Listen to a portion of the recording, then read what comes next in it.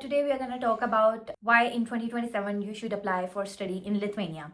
So in this video we are going to talk about why to study in Lithuania, who can apply in Lithuania, popular study fields in Lithuania, how to choose a university here, admission requirements, application process, tuition fee, living expenses, scholarships, intakes and deadlines, visa and temporary residence permit. Moreover, we will also talk about working in Lithuania while studying, and we will also talk about can spouse or family can come or not, cost from Pakistan to Lithuania. After arriving in Lithuania, what things you should definitely do and you should consider them. And we will also talk about what to do after the graduation, what things you should look for after graduation, and some common mistakes that people make when they come to Lithuania. And at the end, I will share complete timeline for September 2027. Let's talk about 2027 के लिए मैं आपको for study Lithuania क्यों recommend करती हूँ. First thing, Lithuania is a European country. It's one of the 27 Schengen countries. ये Schengen zone में है. It's a Baltic state. Most of the programs यहाँ पर आपको जो मिल जाते हैं वो English taught हैं. Like बहुत सी countries होती हैं, बहुत सी different Schengen countries भी हैं जो कि सिर्फ अपनी लैंग्वेज में जो है वो प्रोवाइड करती हैं कोर्सेज. बट लिथुआनिया में आपको आपकी फील्ड के रेलिवेंट बहुत से कोर्सेज इंग्लिश में मिल जाते हैं. So it's very easy to study them and फिर आगे उनमें प्रोसीड करना भी बहुत आसान होता है. मोर ओवर लिथुआनिया में बैचलर्स के स्टूडेंट्स, मास्टर्स के स्टूडेंट्स और पीएचडी के स्टूडेंट्स रिसर्च के लिए भी अप्लाई कर सकते हैं. यहाँ पे बहुत सी अपॉर्चुनिटीज़ हैं जिनमें ये सब स्टूडेंट्स जो हैं अप्लाई कर सकते हैं. From Pakistan you can apply for bachelors, masters या फिर PhD as well. Let's talk about यहाँ पर स्टूडेंट लाइफ कैसी है और स्टूडेंट्स के लिए कैसी अपॉर्चुनिटीज़ है. फॉर स्टूडेंट्स यहाँ पे लाइफ बहुत इजी है.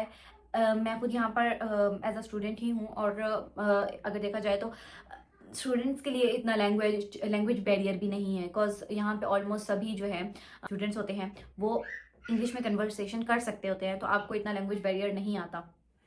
ये आपके लिए प्लस पॉइंट होता है. आपको जो भी फील्ड आप चूज़ करो उसको आपको ध्यान से चूज़ करना होता है क्योंकि आगे करियर अपॉर्चुनिटीज़ भी हैं, यहाँ पे जॉब्स भी होती हैं. If you have completed your secondary education और हाई स्कूल एजुकेशन तो आप जो है वो बैचलर्स के लिए अप्लाई कर सकते हो. और अगर आपने अपना बैचलर्स कंप्लीट कर चुके हो आप अपनी कंट्री में, आपके पास बैचलर्स की ऑलरेडी डिग्री है, तो आप यहाँ पे मास्टर्स के लिए भी अप्लाई कर सकते हो.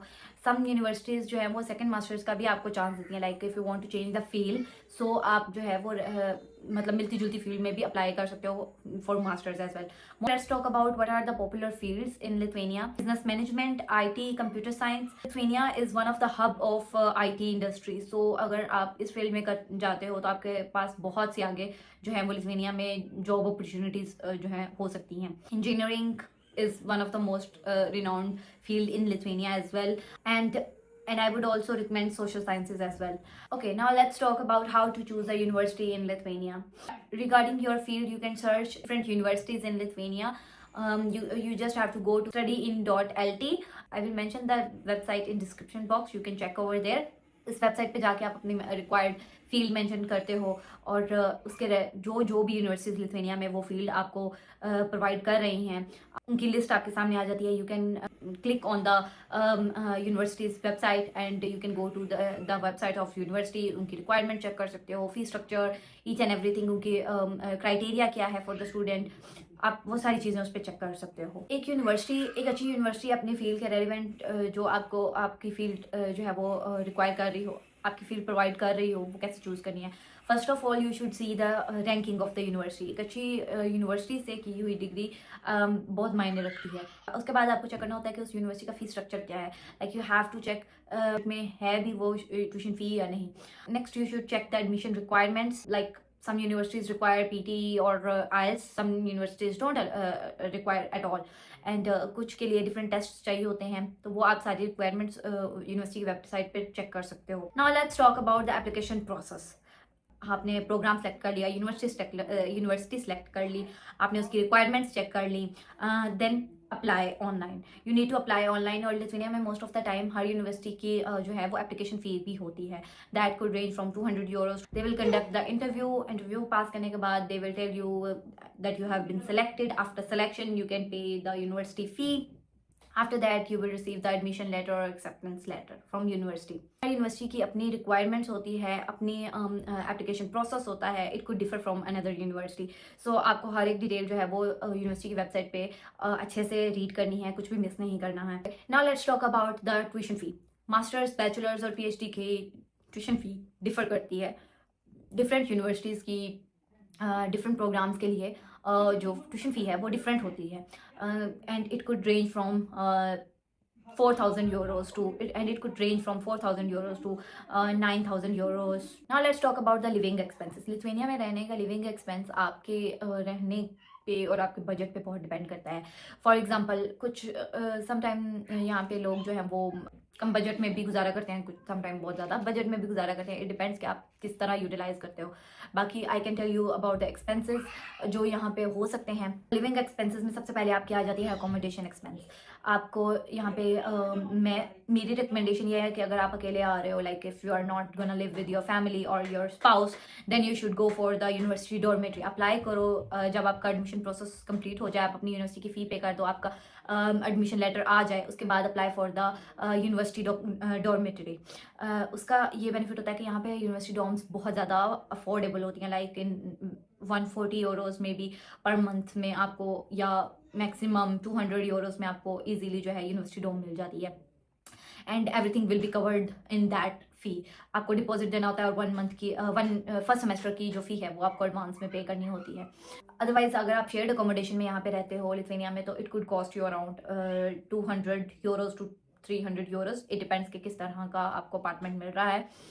And if you are living with your family, तो यहाँ पे जो अपार्टमेंट्स हैं that would cost you around sometime 300 euros to 400 euros as well.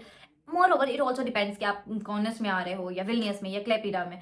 तो ओबियसली कैपिटल में जो है वो रेंट्स ज़्यादा होते हैं बनिस्बत क्लेपिडा और कॉर्नस, तो ये भी चीज़ मैटर करती है। So next is food. Food का डिपेंड करता है, अगर आप रोज़ बाहर खाना खाते हो तो it would obviously cost you so much. I would recommend कि आप घर पे अपना जो है वो सीख के आओ। अगर आपको खाना बनाना नहीं आता तो बेसिक लाइफ स्किल है, ये सर्वाइवल स्किल है जो कि सबको आनी चाहिए, and you should know how to cook. So आप जो है वो घर पे बनाओ। फूड का एक्सपेंस आपको आ जाता है। Next expense is transport. अगर आप स्टूडेंट हो यहाँ पे लिथुआनिया में, तो आपको ट्रांसपोर्ट पर 80% जो है वो डिस्काउंट मिलता है। आपको LTG पर भी डिस्काउंट मिलता है, और जो दूसरी लोकल ट्रांसपोर्ट है लाइक ट्रॉली बसेस वगैरह जो चलती हैं उन पर भी डिस्काउंट मिलता है 80%। आप अपना स्टूडेंट कार्ड पे ISIC कार्ड पे आप जो है वो अपना स्टूडेंट डिस्काउंट ले लेते हो, तो it would not cost you more than like within the city 6.50 I guess 6 to 7 euros आपको जो है वो मंथली आपको ट्रांसपोर्ट का पड़ता है। लाइक अगर आप सिटी टू सिटी ट्रैवल करते हो तो LTG यूज़ करते हो तो उसमें आपको आई गेस ज़्यादा पड़ सकता है, otherwise it would only cost you monthly transport का जो बजट है, मंथली ट्रांसपोर्ट का जो एक्सपेंस है, it would cost you around 6 to 20 euros। इससे ज़्यादा क्योंकि स्टूडेंट्स को डिस्काउंट मिलता है उनके ISIC कार्ड पर, तो 80% डिस्काउंट मिलता है, तो इतना ज़्यादा कॉस्ट नहीं करता ये। हेल्थ इंश्योरेंस, स्टूडेंट ऑलरेडी अपने जो कंट्रीज़ हैं वहाँ से हेल्थ इंश्योरेंस लेके आते हैं। मोर ओवर अगर यहाँ पे आके आप जॉब करते हो तो आपका जो है वो आपकी कंपनी आपका है सोदरा पे करती है यहाँ पे। Sodra is just like health insurance. So अगर आप जॉब नहीं करते, बोल्ड फोल्ड यहाँ पे आके करते हो, तो आप अपनी इंडिविजुअल एक्टिविटी ओपन करवाते हो एंड यू पे every month 80 euros for your Sodra. That is counted as your health insurance. Food, accommodation, transport, and health insurance. These are the major expenses that you're gonna get in Lithuania. Okay, now let's talk about the scholarships. Most of the time, Lithuania की universities जो हैं वो scholarships जो हैं वो provide नहीं करती हैं. So if someone is telling you कि Lithuania में तो scholarships हैं, don't fall for it. It's not true. Lithuania की बहुत कम यूनिवर्सिटीज़ हैं जो स्कॉलरशिप प्रोवाइड करती हैं। येस, अगर आप फर्स्ट सेमेस्टर में लाइक फर्स्ट ईयर में समटाइम अगर आप बहुत हाईएस्ट स्कोर करते हो तो यूनिवर्सिटी आपको कुछ डिस्काउंट देती है for your next year fee.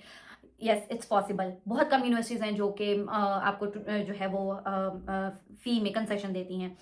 And yes, if you are a PhD student और रिसर्च स्टूडेंट तो आपको जो है वो ऑब्वियसली स्टाइपेंड मिलता है। तो वो बहुत ही लिथुआनिया की यूनिवर्सिटीज़ हैं जो कि PhD में आपको स्टाइपेंड देती हैं। So it covers a lot of the expenses of yours. But masters और बैचलर्स में No, that's not true that the universities provide the scholarship from the beginning.